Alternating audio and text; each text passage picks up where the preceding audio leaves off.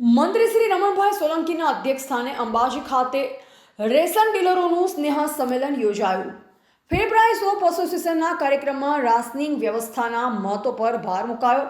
અંબાજીમાં રેશન ડીલરોનું અભિવાદન સમારોહ અને 52 ગજ ધજા યાત્રાનું આયોજન કરાયું।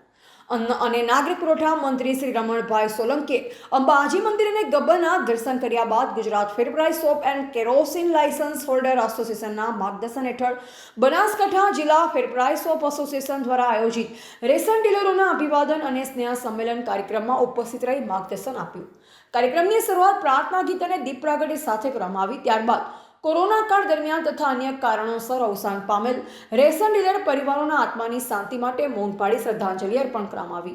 આ પ્રસંગે ઉપસ્થિત સૌએ વડાપ્રધાન શ્રી નરેન્દ્રભાઈ મોદીના લોકપ્રિય મન કી બાત કાર્યક્રમનું પ્રસારણ નિહાળ્યું। ત્યારબાદ ભગવતી વાટિકાથી અંબાજીના નિજ મંદિર સુધી 52 ગજની ધજા યાત્રાનું આયોજન કરવામાં આવ્યું હતું, જેમાં ઉપસ્થિત તમામ સભ્યો જોડાયા અને સમૂહમાં માતાજીના દર્શન તથા પ્રાર્થના કરી હતી।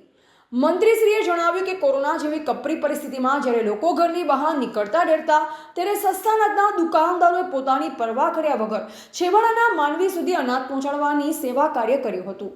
આ ફરજ દરમિયાન જેમણે પોતાના જીવ ગુમાવ્યા છે તેમના આત્માની શાંતિ માટે આજે મૌન પાળી પ્રાર્થના કરવામાં આવી છે।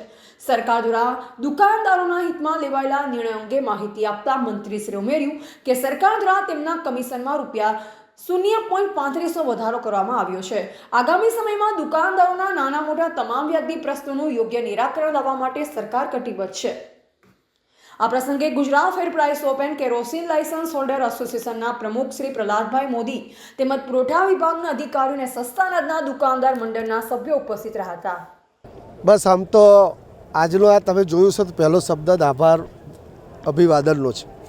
એટલે ગુજરાત સરકાર દ્વારા તાજેતરના બજેટમાં તમામ સસ્તા અનાજની દુકાનદારોને જે મળતા કમિશનમાં 23% પણ વધારે જ્યારે વધારો કર્યો હોય અને એનાથી બધા પરિવારજનો ખુશ હોય ત્યારે એમના અભિવાદનના કાર્યક્રમમાં આજે ઉપસ્થિત રહેવાનો અવસર મળ્યો છે।